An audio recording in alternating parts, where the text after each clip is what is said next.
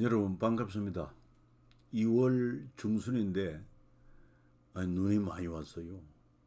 우리 진천에 있는 가남 복지마을에도 밤새 자고 나니까 눈이 약 10cm 가량 왔는데 아침 이른 시간부터 거의 오전까지 눈 치우느라고 아주 애를 썼습니다.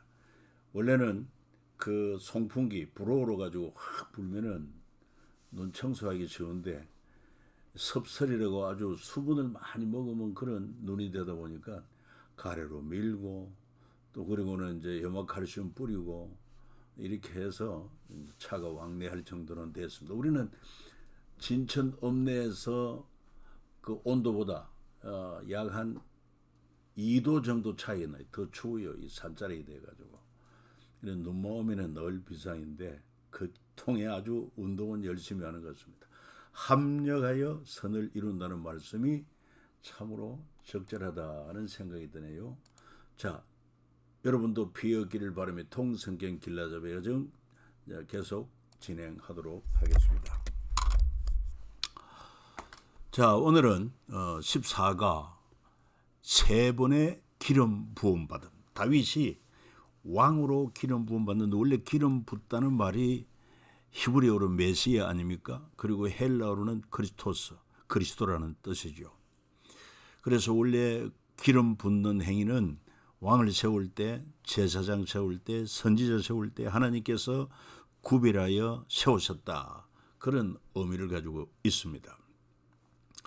그래서 세 번의 기름 부음은 곧 제사장 날의 충성도가 더욱더 향상이 되었다 이렇게 볼 수도 있겠습니다. 범위는 사무엘 하에 1장에서 10장이고 다윗이 이제 유다 지파의 왕이 됩니다. 세 번째 기름 부음을 통해서 통일 왕국의 왕 되고 다윗의 업적을 살피고 제사장 나라 충성도도 살펴볼 것입니다. 그래서 이 다윗이 왕이 됨으로 말미암아 천년 모범이 된 인물이 바로 다윗이고 다윗의 왕국이었다. 그렇게 볼 수 있습니다.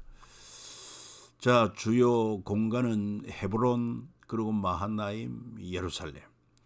주요 인물은 다윗, 사울의 아들 이스보셋, 또 이스보셋의 군대 장관 아브넬, 그리고 다윗의 군대 장관 요압. 세 번의 기름 부음 받은 사건을 살펴볼 때 첫 번째 기름 부음 받을 때는 다윗이 청소년기에 있을 때 사무엘을 통해 기름 부음을 받습니다. 사무엘상 16장에 잘 나옵니다. 사람을 보내어 그를 데려오매 그의 빛이 붉고 눈이 빼어나고 얼굴이 아름답더라. 여호와께서 이르시되 이가 건이 일어나 기름을 부어라 하시는지라. 사무엘이 기름 뿔병을 가져다가 그의 행제 중에 그에게 부었더라고 그랬습니다. 그러고는 이후로 이 다윗의 청소년기는 사울 왕에게 쫓겨다니는 그런 10여 년의 도피 생활을 지난 후에 그러고는 두 번째 기름 부음을 받음으로 유다 지파의 왕으로 기름 부음을 받았습니다. 다윗이 30세 때. 흔히 이제 당시 나이 30이라고 하는 것은 공직에 오를 수 있는 나이. 우리 예수님께서도 30의 공생애를 시작한 것도 다 의미가 있고 성전에 봉사하는 제사장들도 이 30 이상이고 또 어떤 때 보면 25세 나오는데 그 5년 동안에 뭐 수석기간, 견석기간이라고도 볼 수 있고 공적인 나이는 30이 되어야 됩니다. 누굽니까? 요셉도 나이가 30이 되었을 때 애굽의 총리가 되었다고 하는 것. 자, 그리고 세 번째 기름 부음은 이제 사울 왕이 죽고 사울에게 속했던 그 유다 지파 외에 11지파가 다시 다윗에게로 돌아오므로 이스라엘의 왕으로서 세 번째 기름을 받은 것입니다. 두 번째 기름 받은 후에 7년 6개월 후 헤브론에서 여호와 앞에 그들과 언약을 맺으며 그들이 다윗의 기름 부어 이스라엘 왕으로 삼았다 하는 것입니다. 자, 이처럼 다윗이 하나님 마음에도 합한 자요 그리고 천년 모범을 이룬 인물로서 그 역량은 어디 있겠느냐. 첫 번째 하나님의 은혜고, 두 번째 하나님 말씀대로 자녀들에게 제사장 날을 잘 가르쳤기 때문이다. 아브라함은 이삭에게, 야곱은 요셉에게, 요셉은 모세에게, 한나는 사무엘에게, 이새는 다윗에게. 오늘 저와 여러분은 또 우리 자녀들에게 부지런히 하나님 말씀을 가르치고 이야기해주고, 쉐마 이스라엘아 들으라 하면서 하나님을 경외하고 그 명령을 지키도록 하나님 말씀을 삶 속에서 가르쳐주는 것은 매우 중요합니다. 자, 통으로 본 왕정 500년, 왜 500년이라고 하느냐. 정확한 500년은 아니지만 바로 이스라엘의 초대 왕 사울 왕부터 시작해서, 그리고 남쪽 유다 왕 마지막 왕 시드기야 때까지 그 왕정 시대 통틀어서 500년으로 보는 것입니다.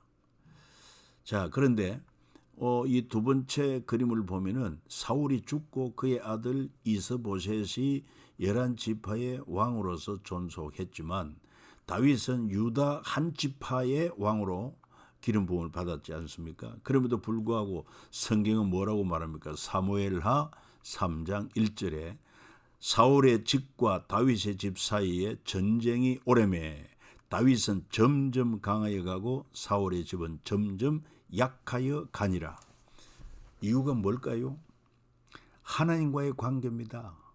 사울은 하나님과의 관계에서 실패함으로 그 자녀 후손에까지도 점점 약해질 수밖에 없었고, 다윗은 하나님과의 관계가 올바르고 더 하나님을 가까이 하고 경외하고 순종하고 의지함으로 점점 강해지는 것입니다. 여러분, 강하냐 약하냐의 기준은 하나님과의 관계에 있다고 하는 것을 우리 다시 한번 기억하면 좋겠습니다. 그리고 이제 드디어 다윗이 통일왕국의 왕이 되어서 그의 업적을 살펴본다고 하면은, 먼저 보여줄 땅에서 땅끝까지 땅에 대한 약속의 성취라고 할 수 있습니다. 바로 여호와의 이름을 두시려고 택한 곳 예루살렘을 차지했기 때문이죠. 보여줄 땅, 지시할 땅은 내가 네게 보여줄 땅으로 가라. 이게 이제 아브라함에게 하나님이 주신 언약인데, 내가 이 땅을 네 자손에게 주리라 하신지라. 그래서 아브라함에게 약속하신 그것이 나중에 이제 모세를 통해서 출애굽해가지고 다시 한번 젖과 꿀이 흐르는 땅, 약속의 땅을 인도하겠다. 그 말씀을 하나님이 약속해 주신 것입니다. 그리고 가나안의 경계, 너희가 가나안 땅에 들어가는 그때 그 땅은 너희 기업이 되리니 그 가나안 사방 지경이라. 그래서 약속의 땅 1차 성취, 하나님이 약속하신, 보여주고 약속하신 땅 1차 성취가 여호수아 때 약속의 땅을 차지하고, 그리고 그 땅을 완전히 성취한 자가 바로 예루살렘을 정복하고 거기에 다윗성으로 예루살렘 성전을 짓게 한 이 다윗이야말로 약속의 땅 완전 성취라 이렇게 볼 수 있어요. 그리고 안식의 땅 70년, 예루살렘에 그때부터 70년 안식을 통해서 예루살렘에서 땅끝까지 우리 예수님의 지상명령인 것을 알 수 있습니다. 그래서 하나님이 약속하신 예루살렘에서 이제는 땅끝까지 메시아로 오신 예수 그리스도께서 이루신 십자가와 부활의 복음을 증거하라, 땅끝까지 증거하라, 예수님의 지상명령이 된 것을 알 수 있습니다. 자, 그래서 구체적으로 예루살렘 입성을 살펴봅니다. 1000년 만에 땅에 대한 약속의 완전 성취라 볼 수 있어요. 우리 이미 살펴본 것처럼 창세기 12장 1절 2절에 하나님께서 아브라함에게 이르실 때 너는 너의 고향과 친척과 아비 집을 떠나 내가 네게 보여줄 땅으로 가라. 내가 너로 큰 민족을 이루고 네게 복을 주어 네 이름을 장대하게 하리니 너는 복이 될지라. 그리고 모세 때 모세는 비록 그 땅에 들어가지 못했지만은 바로 하나님이 약속한 땅, 보여주신 땅은 눈으로 바라보기는 바라보았어요. 그리고 이제 드디어 여호수아 때 가나안 땅을 정복하고 그 후에 다윗이 비로소 시온 산성을 빼앗으니 이는 다윗성이라. 그것이 예루살렘 성전이 세워지는 곳이죠.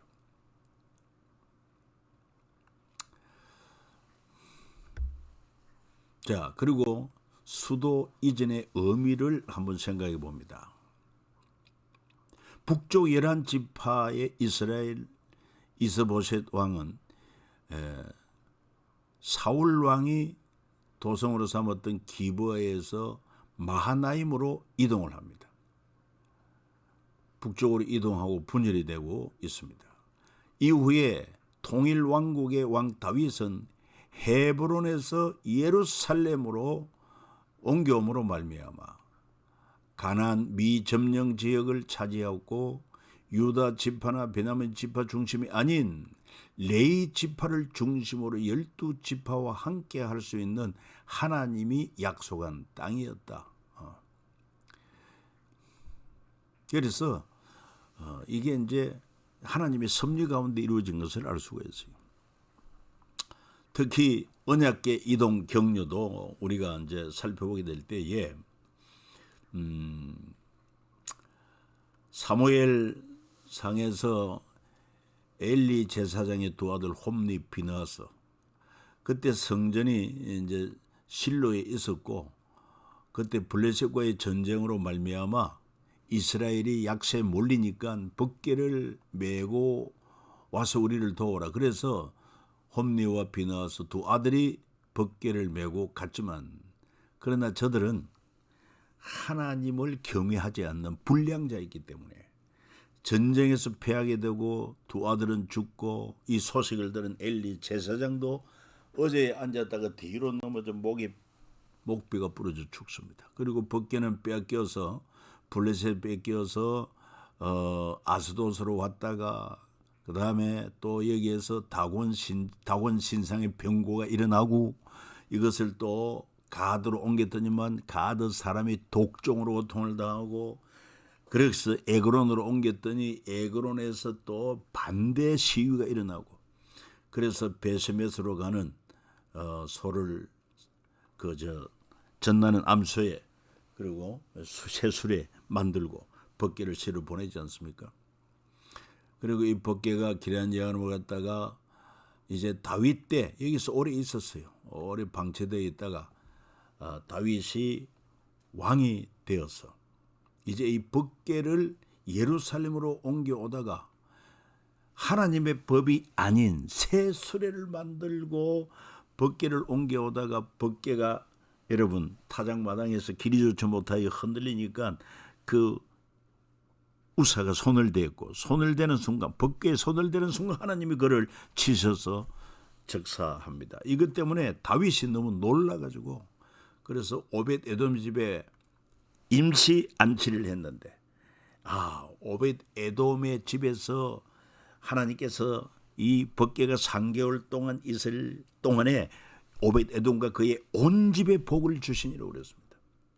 여러분 이 엘리 제사장 때는 어찌하여 법궤가 갔음에도 불구하고 법궤를 메고 간 제사장 엘리, 홈리, 비느하스 그들은 죽임을 당하고 법궤는 빼앗기고 그런데 어떻게 하여 이 법궤가 오벳 에돔의 집에는 오벳 에돔과 온 집이 복을 받을 수 있었느냐?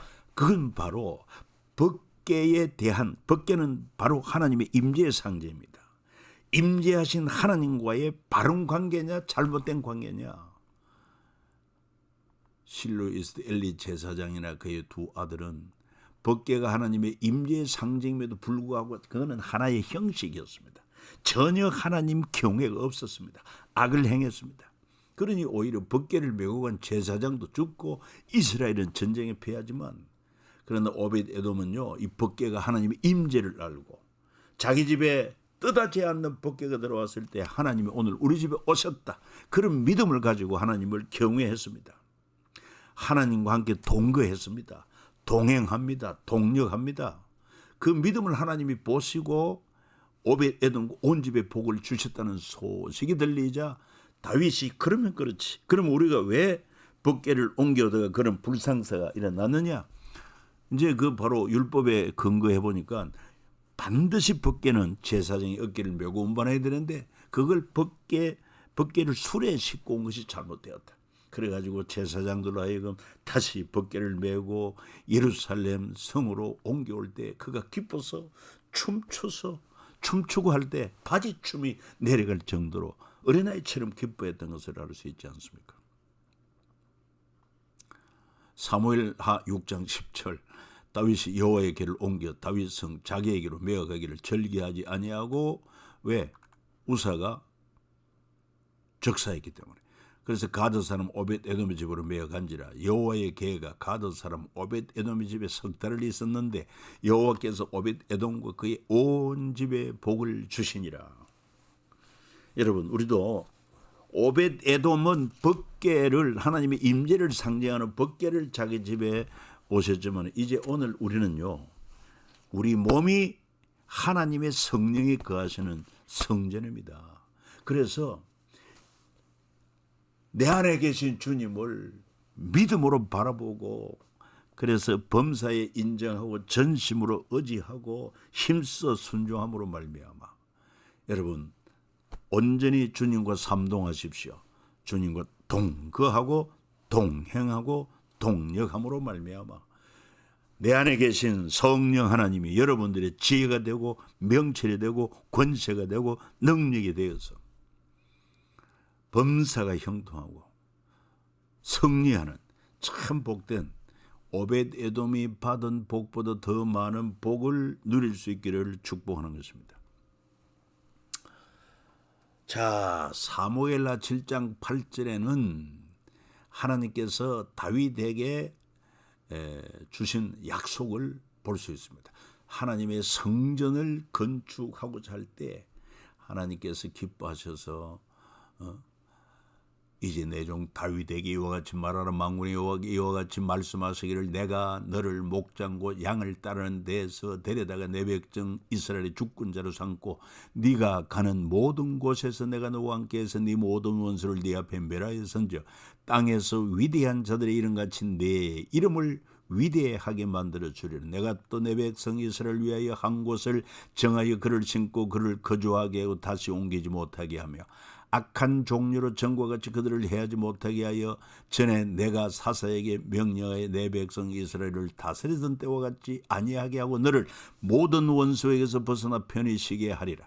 여호와가 또 네게 이르노니 여호와가 너를 위하여 집을 짓고 내 소원이 차서 내 조상들과 함께 누울 때에 내가 네 몸에서 날 내 씨를 네 뒤에 세워 그의 나라를 견고하게 하리라. 그는 내 이름을 위하여 집을 건축할 것이오 나는 그의 나라 왕위를 영원히 견고하게 하리라. 나는 그에게 아버지가 되고 그는 내게 아들이 되리니 그가 만일 죄를 범하면 내가 사람의 매와 인생의 채찍으로 징계하려니와 내가 네 앞에서 물러나게 한 사울에게서 내 은총을 빼앗은 것처럼 그에게서 빼앗지는 아니하리라. 내 집과 내 나라가 내 앞에서 영원히 보존되고 내 왕위가 영원히 견고하리라 하셨다 하라. 나단이 이 모든 말씀들과 이 모든 계시대로 다윗에게 말하니라. 얼마나 어마어마한 복을 하나님이 말씀하셨는지 몰라요. 그의 나라 왕위를 영원히 견고하게 하고 내 집과 내 나라가 내 앞에서 영원히 보존되고 네 왕위가 영원히 견고하리라. 하나님의 약속은요, 그들이 이루어진 것을 알 수 있습니다. 우리가 아까 왕정 그 500년의 역사 그걸 도표로 봤습니다만은 그때 왕정이 사실 눈에 보이는 왕정은 끝났지만 그러나 나중에 다윗의 자손으로 오신 예수 그리스도는 만왕의 왕이요 만주의 주로서 영원한 왕으로 이어지게 되는 것입니다. 하나님의 약속은 이처럼 신실합니다.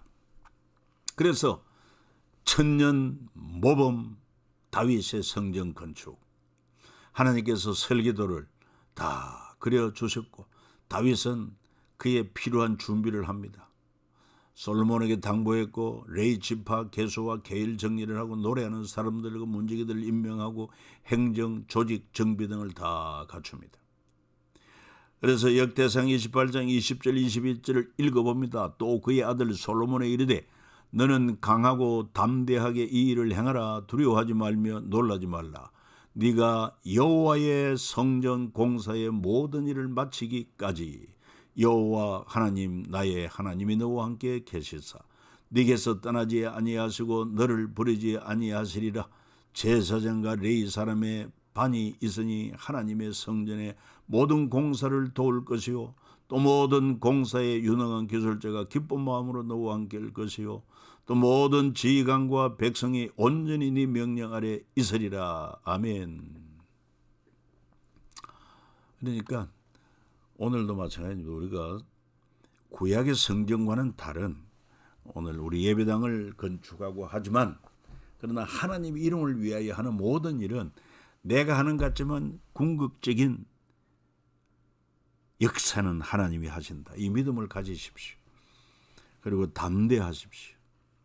그리고 물적 준비도 합니다. 다윗이 준비한 것도 이스라엘 지도자들이 준비한 거 온 백성이 함께 준비했는데 이 말씀이 너무 은혜로운 거예요. 내가 이미 내 하나님의 성전을 위하여 힘을 다하여 준비하였나니 곧 기구를 만들 금과 은과 녹과 철과 나무와 또 만호와 가공할 금은 보석과 채석과 다른 모든 보석과 옥돌이 매우 많으며 성전을 위하여 준비한 이 모든 것 외에도 내 마음이 내 하나님의 성전을 사모함으로 내가 사유한 금 은으로 내 하나님의 성전을 위하여 드렸노니 곧 오빌의 금 3,000달란트와 어마어마한 것입니다. 수는 7,000달란트라 모든 성전벽에 입히며 뿐만 아니라 이에 모든 가문의 지도자들 이스라엘의 모든 지파의 지도자들과 천부장 백부장과 왕의 사무관이 다 절거히 드리되 하나님의 성전 공사를 위하여 금 5,000달란트와 금 10,000다리 은 10,000달란트와 노 18,000달란트와 철 100,000달란트를 드리고 보석을 가진 모든 사람은 게르손 사람 여엘의 손에 맡겨 여호와의 성전 곳간에 드렸더라. 백성들도 자원하여 드렸으므로 기뻐하였으니 그들이 성심으로 여호와께 자원하여 드렸으므로 다윗 왕도 심히 기뻐하니라. 지혜로운 것입니다. 하나님과 그의 나라 그의 의를 위하여 들여진 시간, 물질, 그 다음에 모든 것은 전부 다 하늘나라에서 영원한 것으로 썩지 않을 것으로 참된 나의 소유로 하나님이 인정해 주신다는 이 믿음을 가질 때 절거히 드릴 수 있고 자원하여 드릴 수 있고 그리고 하나님이 기뻐하시는 것입니다. 그래서 솔로몬이 하나님의 성전을 건축하게 될 것인데 그는 내 이름을 위하여 집을 건축할 것이요 나는 그의 나라 왕위를 영원히 경고하게 하리라. 내 집과 네 나라가 내 앞에서 영원히 보존되고 내 왕위가 영원히 경고하리라 하셨더라. 나단이 이 모든 말씀들에게 모든 계시대로 다윗에게 말하니라. 그렇습니다. 자, 공의와 정의의 나라를 위한 다윗의 내각과 사울의 내각 비교입니다.